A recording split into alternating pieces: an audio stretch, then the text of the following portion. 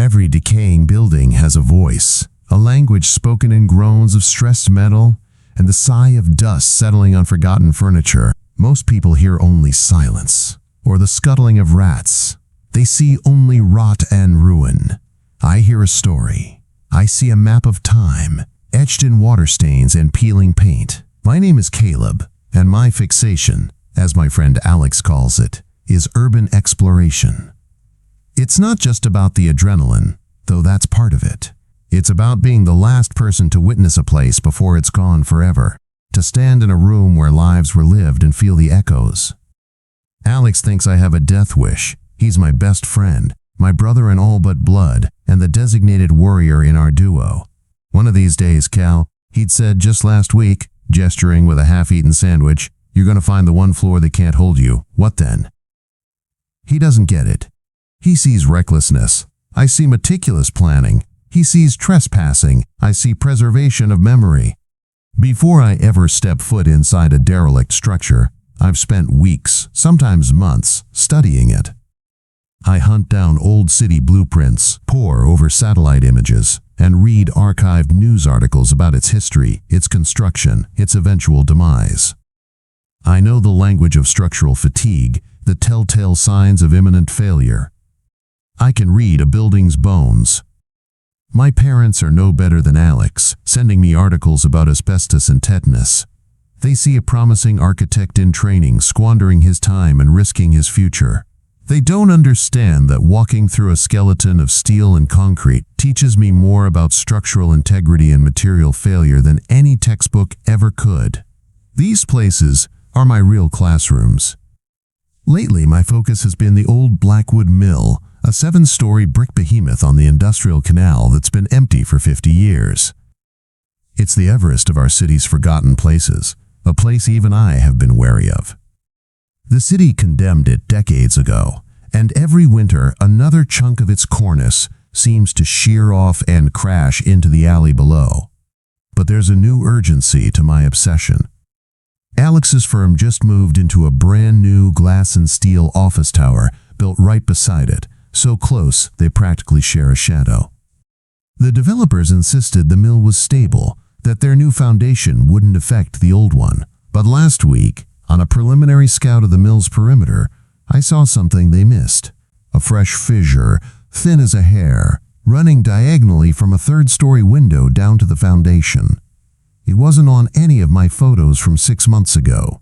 The old giant was groaning, and I had a sinking feeling it was about to say something new. I pulled my phone out, hands shaking slightly, and snapped a picture. Then another. I zoomed in, my breath fogging the cold air. It wasn't just a crack, it was a sheer fracture. The kind that says the ground beneath is no longer a friend to the structure above. The new tower's foundation, dug deep into the bedrock, must have shifted the substrata just enough to push the mill's ancient, shallow footings past their breaking point. The developers saw a stable neighbor. I saw a domino, teetering. The worst part? I could see Alex's new office from where I stood. The 4th floor, corner suite, a wall of gleaming floor-to-ceiling glass. It was the perfect vantage point to watch a 7-story brick wall peel away and come crashing down. He was the one in the blast zone. I called him immediately. "Alex, you need to listen to me. The mill is unstable. I'm here now, and it's worse than I thought." "Cal, we've been over this," he sighed, the sound muffled, like he was talking with his phone pressed between his shoulder and ear. I could hear the clatter of a keyboard. "The engineers signed off on it. My company wouldn't have spent $500 million on a building next to a death trap. Their engineers were wrong." I insisted, my voice rising. "There's a new stress fracture on the south wall. It's a classic sign of foundational heave. The whole thing could be compromised." "A crack?" "Cal, the thing is made of cracks. It's been falling apart since our parents were in high school." He wasn't getting it. He was hearing the worrier, the trespasser, the kid with the weird hobby. He wasn't hearing the expert I'd become. "Look, I've got to get back to this report. We can talk about your ghost stories later, okay?" He hung up before I could argue. Frustration burned in my chest. This is the part nobody sees. They see the thrill-seeking, But they don't see the responsibility that comes with this knowledge. When you're the only one who can read the signs, you're the only one who can sound the alarm. You guys who follow my channel know what I'm talking about. It's about more than just cool shots of decaying places. It's about bearing witness. If you get it, if you're here for the real story, make sure you're subscribed, because I have a feeling this is just the beginning. I stared at the mill, then at the silent, glittering tower beside it. Alex was in there, safe in his bubble of corporate assurances, while the giant next door was starting to whisper its last words. The city wouldn't listen. The developers wouldn't listen. And now, Alex wouldn't listen. Fine. If a picture of a crack wasn't enough proof, I'd have to get them something they couldn't ignore. I had to go inside. I had to get a reading on the internal strain, document the damage from the heart of the beast itself. It was the only way to make them believe me before it was too late. My jaw was tight, my knuckles white where I gripped my phone. Fine, let them all stay in their safe, stupid bubbles of denial. My mission had changed. This wasn't about being right anymore. It was about preventing the alternative. I turned from the glittering tower and faced the brick monster. My mind was already inside, tracing the path I'd mapped out months ago. A boarded-up service entrance in the rear, up the main cargo staircase. Its iron stringers were likely still sound, and then across the fourth-floor expanse to the south wall. I'd place seismic sensors, get irrefutable strain gauge readings, and film the bowing floor joists. I would bring the mountain to them. I was turning to head back to my car for my gear when the air split open. It wasn't the familiar groan of a dying building settling into its grave. It was a sharp, violent crack, like a celestial whip snapping. My head shot up. The hairline fissure I'd photographed was no longer a line. It was a jagged, dark chasm that had split wide open. For a fraction of a second, everything hung in impossible stillness. Then, with a sound like grinding teeth that vibrated through the soles of my boots, a massive triangular section of the brick facade, 3 stories high, leaned away from the building. Time seemed to warp. I saw individual bricks tumble in slow motion, trailing plumes of mortar dust like brown blood. A huge limestone lintel above a 5th-floor window tilted, slid, and then dropped, cartwheeling end over end. The whole section of wall didn't just fall, it disintegrated, peeling away in a roaring avalanche of brick and timber. It crashed into the narrow alley separating the mill from the new tower with a ground-shaking boom that echoed off the surrounding buildings like a cannonade. A thick, choking cloud of red dust billowed out, obscuring everything. The sound of a car alarm began to shriek, its panic a thin counterpoint to the deep, resonant thunder of the impact. My heart was a frantic drum against my ribs. I was frozen, not by fear for myself, but by a horrifying, crystal-clear vision, that avalanche of brick, just a few dozen yards shy of the glass wall of Alex's office. The dust cloud, thick and impenetrable, was already swirling against those pristine windows. The thought was a physical blow. I'm out of time. This wasn't a slow decline anymore. This was an active, violent failure. The building hadn't just groaned. It had taken a swing. The next one might not miss. All the planning, all the arguments, all the careful risk assessment, it all evaporated in that cloud of ancient dust. There was no more time for proof. There was no more time for convincing. Alex was in a glass box, sitting in the shadow of a guillotine, and I was the only one who had seen the rope snap. My gear was in the car, my path was clear, and the clock was no longer ticking. It was screaming. My phone was in my hand before I'd even processed the thought. My fingers, slick with a cold sweat, fumbled with the screen. 911. The universal cry for help. The system. The one thing you're supposed to trust when the world is literally falling apart. The line clicked, and a calm, dispassionate voice answered. 911. What is your emergency? There's been a building collapse, I blurted out, my voice raspy with dust and panic. The old Blackwood mill on the canal. A huge section of the south wall just came down. I was babbling, trying to force the magnitude of the situation through the tiny speaker. It's unstable. The whole thing is going to go, and it's right next to the new Aurelian Tower. You have to evacuate them." There was a pause. The operator's voice lost its edge of urgency, replaced by a practiced, methodical calm. "Sir, is anyone injured? Is anyone inside the mill?" "No, not yet, but that's not the point." I spun around, gesturing wildly at the silent glass tower as if the operator could see me. "My friend is in the building next door." The collapse hit the alley between them. The next one could hit the tower itself. "So the collapse was at an abandoned property?" she asked, her tone now bordering on weary, as if she'd dealt with a dozen calls just like this tonight. "Sir, are you on the property right now?" "I'm outside. I saw it happen. I'm an architect. I study this stuff. The foundational integrity is gone. This isn't just some bricks falling. This is a precursor to a total structural failure. We'll dispatch a unit to assess the situation at the abandoned mill, sir. Please stay away from the structure." The finality in her voice was a slap in the face. A unit. To assess.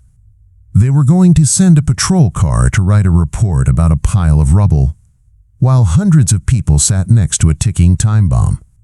They heard abandoned building and filed it under nuisance. They didn't hear the ticking clock. I hung up, a strangled noise of pure frustration caught in my throat. The system had failed. It was too slow, too bureaucratic, a blunt instrument in a situation that required a scalpel. My fear was a cold, metallic taste in my mouth. I had tried the official channel, and it led to a dead end paved with procedure. Fine, a new target. I couldn't get the city to act, so I'd go directly to the source. My fingers flew across my phone's screen, pulling up the number for Aurelian Financial's main office. I was funneled into an infuriating automated menu. For client relations, press 1. For careers, press 2. I stabbed the 0 button repeatedly until a live person, a receptionist with a syrupy sweet voice, answered. "Aurelian Financial, how may I direct your call?" "You need to sound the fire alarm," I said, my voice tight and low. "You need to evacuate the building immediately. The mill next door is collapsing." "I'm sorry, sir. Who is this?" "My name is Caleb. It doesn't matter. Your building is in imminent danger. A section of the wall just came down. Look out the south-facing windows." "Sir, I can assure you our facility is perfectly safe," she said, the corporate programming kicking in. "Our building is state-of-the-art. If there was an emergency, our internal systems would alert us. Your internal systems can't detect a 7-story brick wall about to fall on them."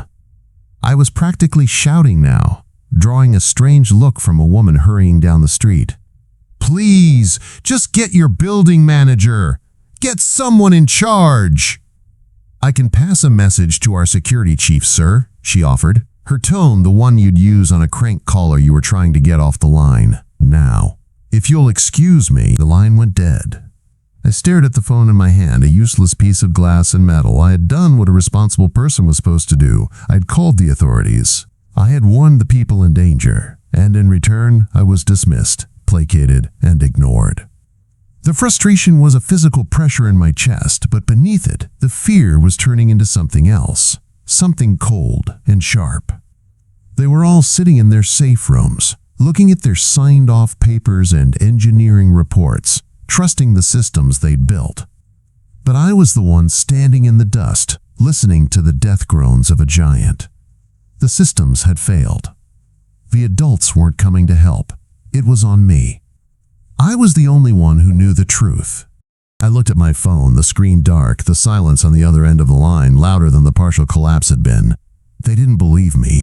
The emergency dispatcher, the corporate drone, they were all just cogs in a machine designed to maintain the status quo, and my panic was a wrench they'd casually tossed aside. The dust was starting to settle, thinning into a hazy veil that clung to the air, tasting of clay and a century of damp rot. Through it, the Aurelian Tower stood serene and untouched, a monument to blissful ignorance. My phone buzzed in my hand, the vibration a shocking, electric jolt. I looked down, my heart seizing. It was a text from Alex. My thumb slid across the screen to reveal a picture, It was a selfie. He was grinning, holding up a branded Aurelian Financial coffee mug. Behind him, through the gleaming glass of his office, the cloud of brick dust was visible, a faint, reddish fog clinging to the window. The caption read, "Weirdest dust storm ever. You seen this? Anyway, survived the Monday meeting." I couldn't breathe. It was a punch to the gut, knocking all the air from my lungs. He was right there. He saw the evidence of the collapse with his own eyes, and his brain processed it as a dust storm.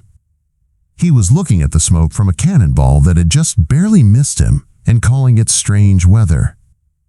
The sheer, unbreachable wall of his normalcy was more terrifying than the failing mill itself. The danger wasn't just outside his window, it was inside his head. He was trapped in a fortress of assumptions, and the walls were about to come down. That was it. That was the moment the cold, sharp thing in my chest became a decision. The frustration, the fear, the desperate need to be heard. It all burned away, leaving behind a single, diamond-hard point of clarity. I wasn't an observer anymore. I wasn't a documentarian. I wasn't an activist trying to convince the willfully deaf. I was the only person on the planet who understood what that dust storm really was, and the only person who gave a damn about the grinning idiot in the picture. I turned my back on the tower and on Alex's smiling, oblivious face. My gaze fell upon the wounded beast of a mill. Its new, gaping hole was a mouth, and it was still chewing. I could hear it now, a low, constant grinding of brick on brick, the shriek of tortured steel from deep within its guts. It wasn't waiting for a city assessment. It wasn't waiting for a board meeting. It was dying, right now, and it was going to take everything next to it down into the grave. My mission had been to prove the building was dangerous. My mission was now to get Alex out of the blast zone. The system wouldn't help. He wouldn't help himself. It was on me. I sprinted to my car, my mind a blur of schematic diagrams and entry points. I wasn't grabbing my seismic sensors or my camera. I ripped open my gear bag and my hands went straight for the essentials. My climbing harness, 100 feet of static rope, my Petzl headlamp, a respirator, and a small pry bar. This wasn't for data, this was for an extraction. I was going in. The alley behind the mill was a canyon of shadows and rubble. The service entrance I'd scouted for weeks was half buried under the debris from the partial collapse, its steel door dented inward. I jammed the pry bar into the twisted frame, throwing my entire weight against it. Metal shrieked in protest, but the lock, rusted through decades ago, finally gave way with a percussive snap. I slipped inside, into the belly of the beast. The air was thick enough to chew, a cocktail of dust, mold, and the metallic tang of decay. My headlamp cut a clean white tunnel through the oppressive darkness. Every surface was coated in a fine red powder from the collapse. The low, grinding sound I'd heard from outside was a deafening symphony in here. It was the sound of a mountain turning to gravel, happening in agonizing slow motion all around me. I pulled the respirator over my face. The filtered air, a sterile relief. My path was the main cargo staircase, a spine of cast iron running up the center of the building. I put my boot on the first step and paused, listening. I could hear the building breathing, groaning with each exhalation.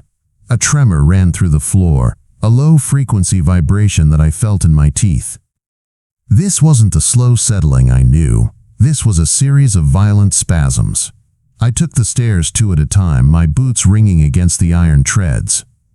My harness felt heavy on my hips, the rope a dead weight on my back, but I moved with a speed I didn't know I had. This was my classroom, and the final exam was happening right now.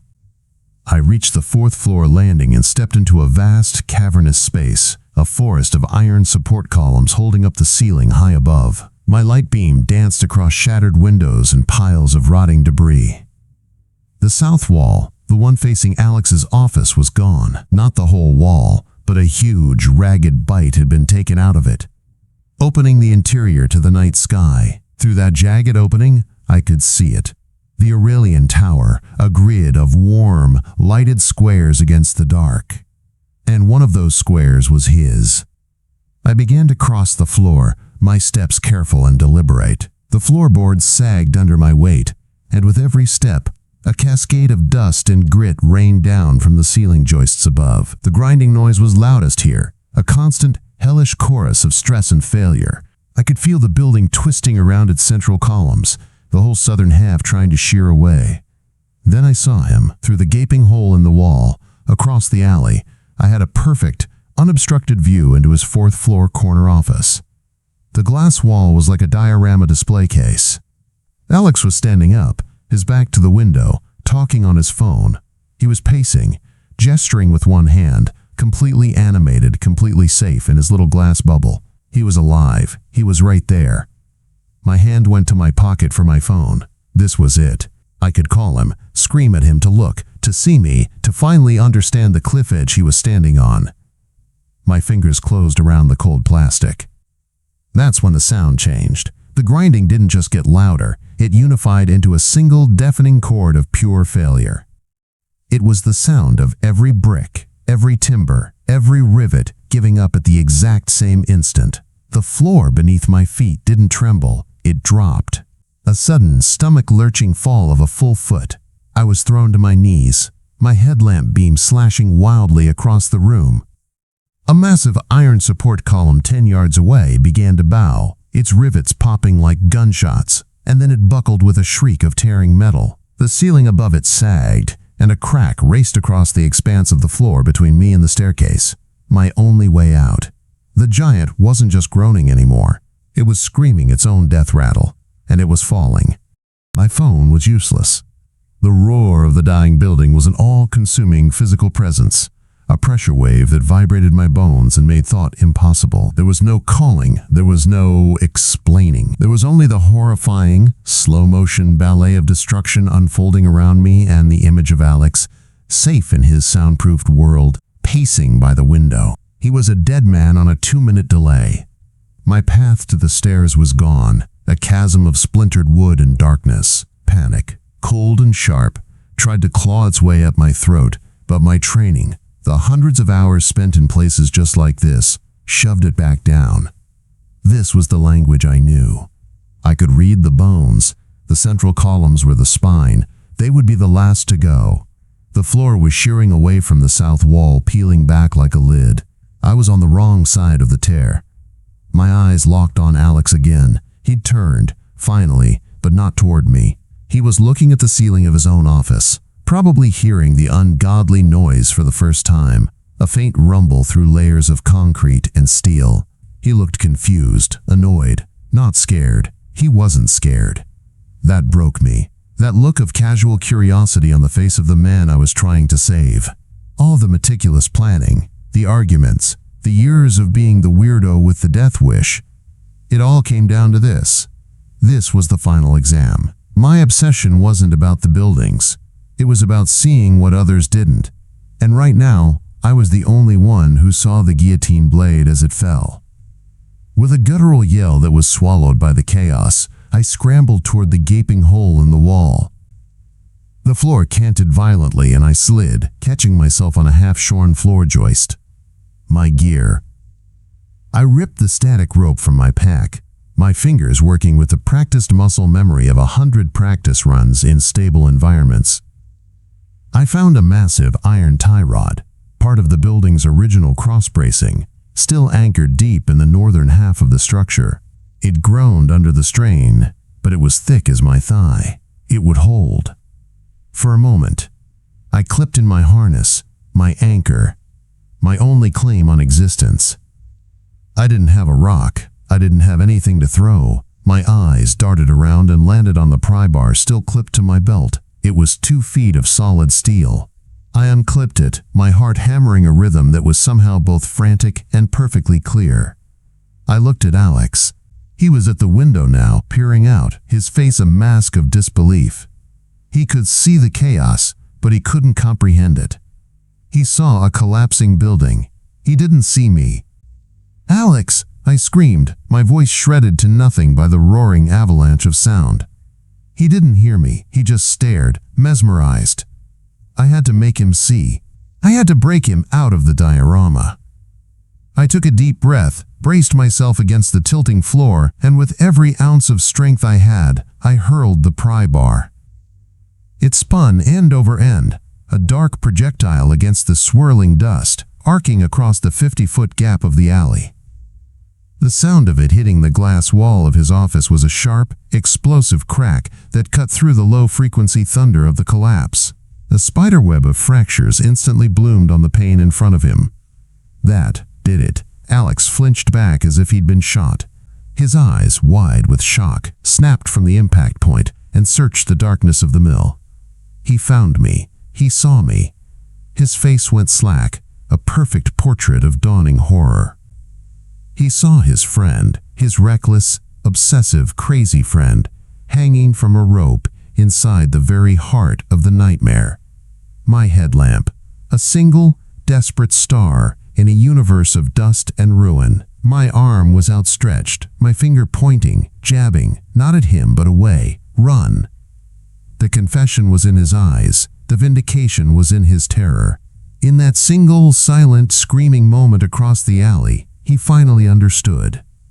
I wasn't crying wolf. I was inside the wolf as its jaws clamped shut. His paralysis broke. He didn't hesitate. He dropped his phone, turned, and sprinted from the room, disappearing from the window. A profound, impossible sense of relief washed over me, so potent it almost buckled my knees. He was safe. I did it. As I watched the empty space where he had been, the iron tie rod above me let out a final, piercing shriek. The floor beneath my feet vanished completely, and the world dissolved into a free fall of darkness, brick, and the deafening roar of the giant finally coming down. The fall wasn't a fall, it was an erasure. One moment, I was a solid object in a solid world. The next, the world dissolved, and gravity had me. The shriek of the tie rod was the last sound I heard before the universe became a symphony of grinding, shattering, and roaring. I was a pendulum swinging wildly in the dark, my body slammed by unseen projectiles. My headlamp beam a frantic, useless strobe painting fleeting images of chaos. A falling girder, a river of bricks, the black maw of nothingness beneath me. The jolt when my rope caught my full weight was brutal, a violent punch to my kidneys and spine that knocked the wind out of me in a pained gasp. I was alive, but only as a technicality. I was a puppet on a string, dangling in the throat of the apocalypse. Then, as suddenly as it began, the cataclysm ended. The deafening roar subsided into a cascade of settling groans, the tinkle of falling debris, and then a profound, tomb-like silence.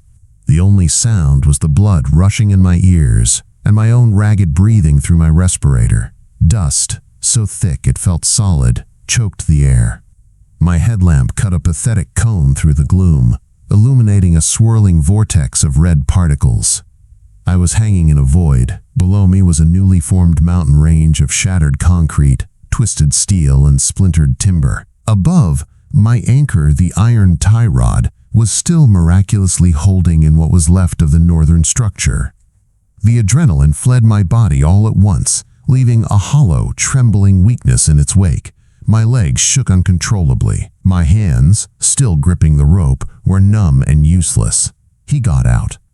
The thought was a tiny, warm light in the cold, vast darkness of my fear. Alex got out. I had seen him run. I had done it. A laugh, or maybe it was a sob, escaped my lips, swallowed by the thick, dead air. My arms screamed in protest as I forced my numb fingers to work the descender. I rappelled down, my boots finding purchase on a tilted slab of concrete. The world was a jagged, alien landscape. Pain flared in my ankle as I put my weight on it, a sharp, electric shock that told me the landing would be my last for a while. I unclipped from the rope, my lifeline, and stood unsteadily in the heart of the ruin. The scale of the destruction was absolute. The 7-story mill was gone, replaced by a mountain of its own bones, sloping down into the alley. Sirens wailed in the distance, growing closer. The system was coming. I limped through the wreckage, my headlamp beam sweeping across the devastation. I emerged from the dust cloud like a ghost, stumbling out of the alley and into the street. The scene was a flashing, chaotic mess of red and blue lights. Firefighters were already unreeling hoses, their faces grim. A police officer saw me, his eyes widening. "Get on the ground! Hands where I can see them," he yelled, his hand on his sidearm. I was too tired to be scared. I just held up my hands, one of which was still clutching my phone. "There's no one else inside?" I rasped, my voice raw. "It's empty." "You were in there?" "Are you crazy?" He moved forward, ready to cuff me. "I tried to warn you," I said, my voice flat, devoid of the panic I'd felt before. I lowered one hand slowly and held up my phone, my thumb swiping to the call log. "I called 911 20 minutes ago. I told them the south wall was failing. I called the Aurelian building manager. I told them to evacuate." The officer paused, his gaze flicking from my face to the phone screen. I wasn't a panicked kid anymore. I was a witness. "This whole collapse," I continued, my mind strangely clear. "It's on video." I tapped the side of my headlamp. The primary failure was the southern foundation, caused by the excavation for the tower. The wall fell inward, not outward. The load shifted, and the building twisted on its central columns before pancaking. You need to check the tower's foundation on the north side. The shockwave from the impact could have fractured it. You need thermal cameras on their underground garage walls, now. I was speaking their language, the language of cause and effect, of data, of actionable intelligence. I wasn't a trespasser anymore, I was a primary source. The cop stared at me, his suspicion slowly being replaced by something else. He keyed the radio on his shoulder. "Sarge, you need to get over here," he said, his eyes never leaving mine. "I've got a guy. I think he knows what happened." In the distance, I saw a figure running toward the police line. It was Alex, his face pale with dust and terror. He saw me, and his expression crumpled with a flood of horror, guilt, and a terrifying, dawning understanding. He finally saw me. Not the reckless friend, not the weirdo with a death wish. He saw the person who had been standing on the wall, screaming a warning, while everyone else called it a lovely day. The system hadn't listened, but he had. And in the end, that was the only thing that mattered. The cop's radio crackled, but the sound was distant, a mosquito buzzing on the other side of a thick pane of glass. My entire world had shrunk to the space between me and Alex. He was 50 yards away, held back by a yellow police tape that seemed as flimsy and useless as all the other barriers I'd crashed through that night. His mouth was open, but I couldn't hear what he was yelling. I didn't need to. I could read the story on his face. The horror, the shame, the raw, unvarnished terror of a man who had just seen his own ghost. He wasn't looking at a hero or a friend. He was looking at the bill for his own ignorance, and it was written in my blood, and the dust caked on my face. Paramedics were suddenly around me, their voices calm and professional, a stark contrast to the chaos in my head. They asked me questions I couldn't answer, about pain and disorientation. I felt a sharp sting in my arm.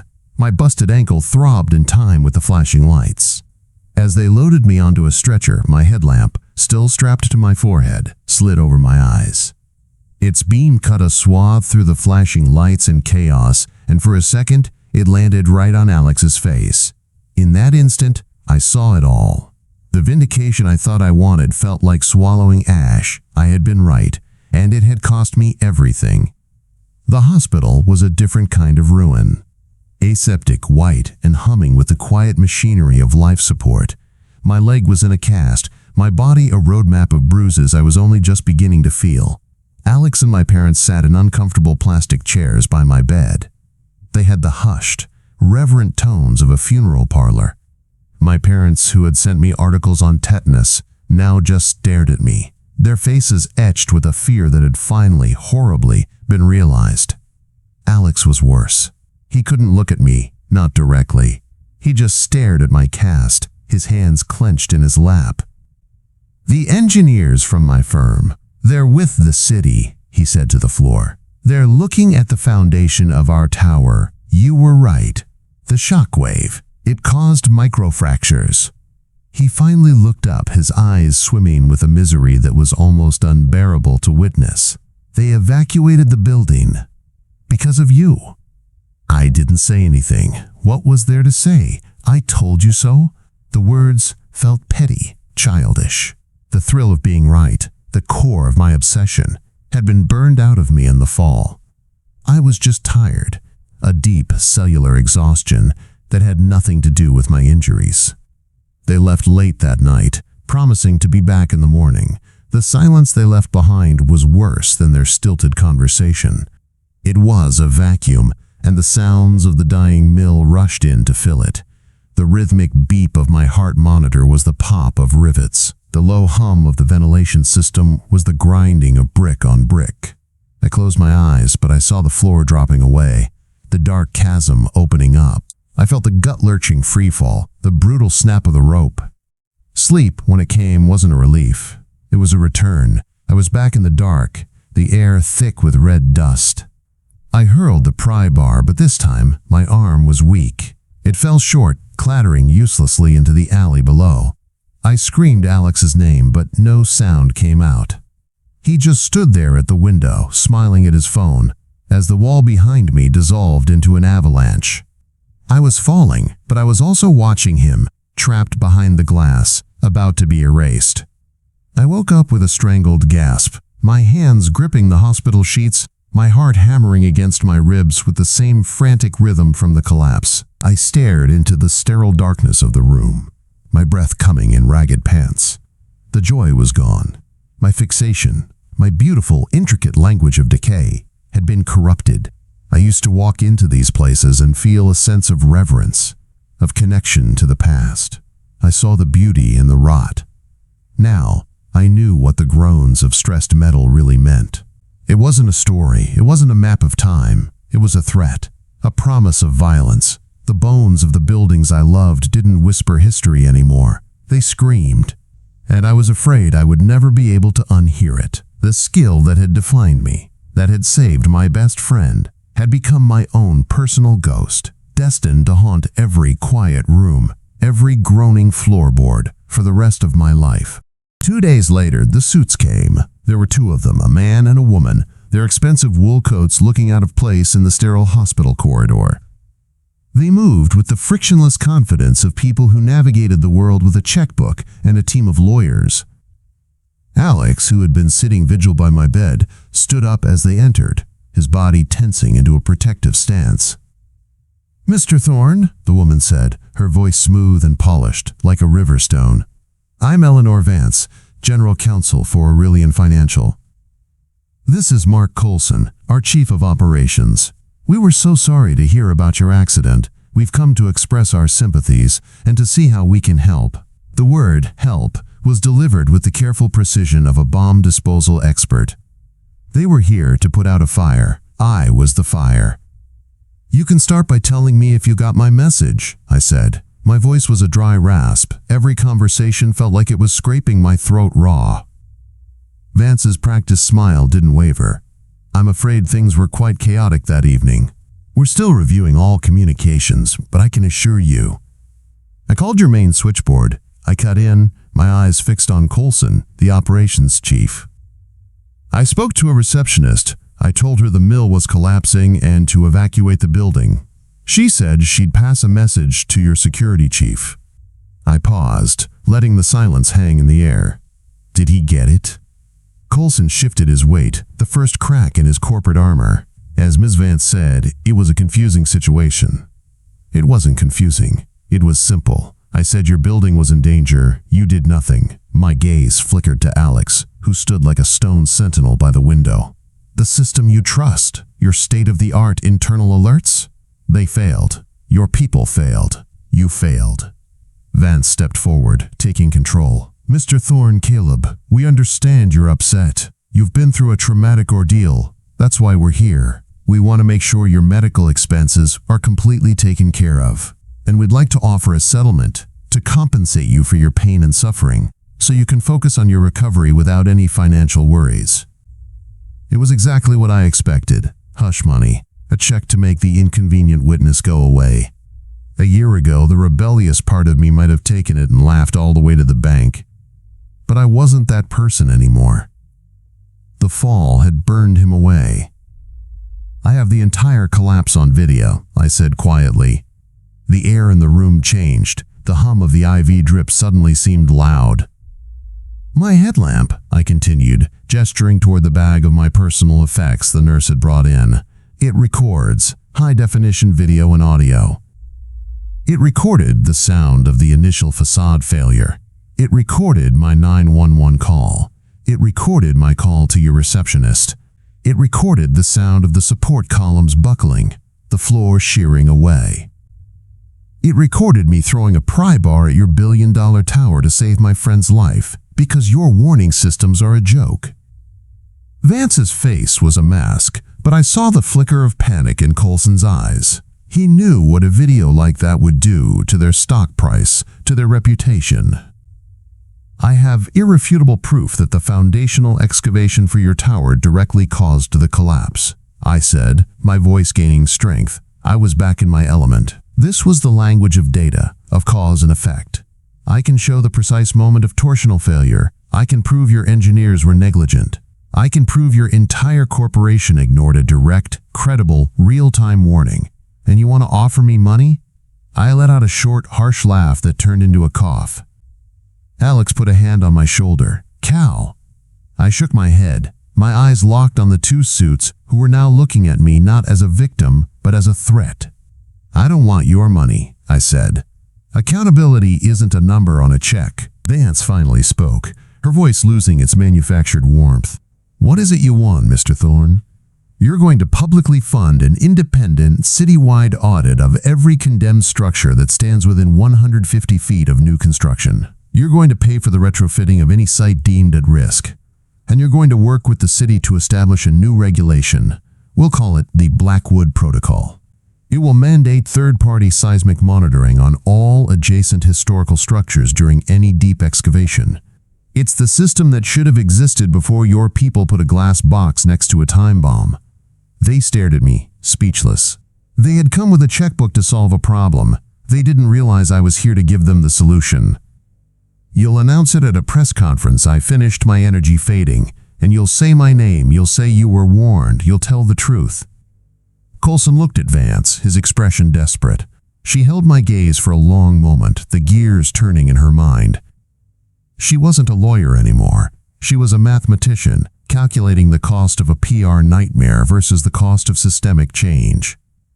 We'll be in touch, she said, her voice clipped. She and Coulson turned and walked out of the room, their confident stride gone, replaced by the hurried retreat of the defeated. Alex let out a breath he seemed to have been holding the whole time. Cal, that was necessary, I said, sinking back into the pillows, the exhaustion hitting me like a physical blow. I had won. I had forced accountability. I had taken my obsession, my trauma, and forged it into a tool for change. But as I stared out the window at the city skyline, all I could hear was the groaning of stressed metal. I had given a voice to the voiceless buildings, but in doing so, I had taken on the burden of their screams. And I knew, with a certainty that chilled me to my bruised bones, that I would be listening to them for the rest of my life. 3 months later, my leg was a latticework of angry scar tissue instead of a prison of plaster.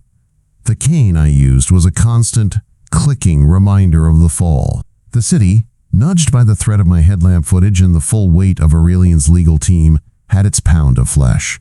The Blackwood Protocol was real now, a dry addendum to the municipal building code that felt impossibly small for the weight it carried. My name had been in the news, a brief, flickering story about the boy who cried wolf, and was right.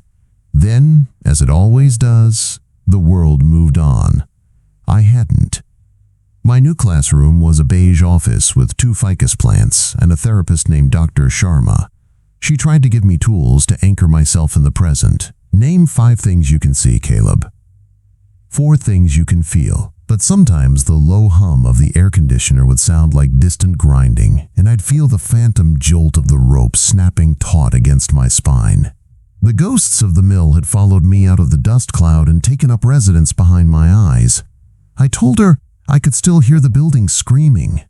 She called it post-traumatic stress. I knew it for what it was, a haunting. Alex was my shadow. The easy, mocking banter that had been the bedrock of our friendship was gone, replaced by a quiet, suffocating reverence. He'd sit in my apartment for hours, watching me sketch in my notebooks, his guilt a palpable presence in the room. One afternoon, he finally broke. "I keep seeing you," he whispered, staring at his hands. "In the window. I see you pointing. If that pry bar—" He couldn't finish. "But I did," I said, my voice softer than I intended. "And you ran." He finally looked at me, his eyes full of the horror he'd been reliving for months. "I'm sorry, Cal. I should have listened." I wanted to feel vindicated. I wanted to say, yes, you should have. But seeing his pain, I realized that being right was a hollow, lonely victory. "I know," I said. And in the quiet space that followed, some small, broken piece of our friendship began to knit itself back together. I forced myself back to the university, limping through the halls that now felt alien and sterile. My textbooks on structural engineering, once a source of fascination, now seemed like flimsy collections of theory. I had lived through their abstract equations. Dr. Albright, my grizzled, brilliant structural analysis professor, pulled me into his office one day. He didn't offer condolences. He unrolled a set of blueprints on his desk. The Blackwood Mill. The city's forensic engineering team sent me their report, he said, his voice a low rumble. "It aligns almost perfectly with the sequence of events captured on your device." He pointed to a monitor, where a frame from my headlamp footage was frozen. A spiderweb of cracks erupting from a support column. Most architects go their whole careers without seeing a failure cascade of this magnitude. You documented it from the inside. You read the language as it was being spoken. He wasn't looking at a victim. He was looking at a primary source. He asked me to help him. He wanted me to build a new module for his graduate seminar, using my data, my experience. "Teach them how to listen," he said. So I did. I spent my days not in abandoned buildings, but in the university's engineering library. I cross-referenced my footage with seismic logs. I built 3D models of the collapse, charting the transfer of load and the sequence of failure. I was still exploring a ruin, but this time I was mapping it for others, drawing a guide so no one would ever get lost in one again. One evening I stood with Alex on the pedestrian bridge overlooking the canal. The lot where the mill had stood was now just a flat, gravel-covered wound on the landscape. The Aurelian Tower stood beside it, whole and bright. For the first time in months, the air was quiet. I heard only the city. "Do you miss it?" Alex asked, his gaze on the empty lot. "The exploring?" I thought of the adrenaline, the quiet reverence of a forgotten room, the feeling of being the last person to witness a place before it was gone. Then I thought of the floor dropping away, of Alex's face in the window, of the screams I couldn't unhear. "The person who did that is gone," I said, my hand resting on the cool steel of the railing. I pulled out my phone and showed him the screen. It was a presentation slide, the first in a new lecture. The title read, "The Language of Failure, Predictive Analysis in At-Risk Structures."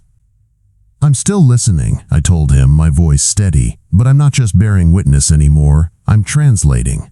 The obsession hadn't left me, it had evolved. The ghosts of the buildings I loved were no longer screaming at me in the dark. They were talking to me, and now I finally knew how to answer.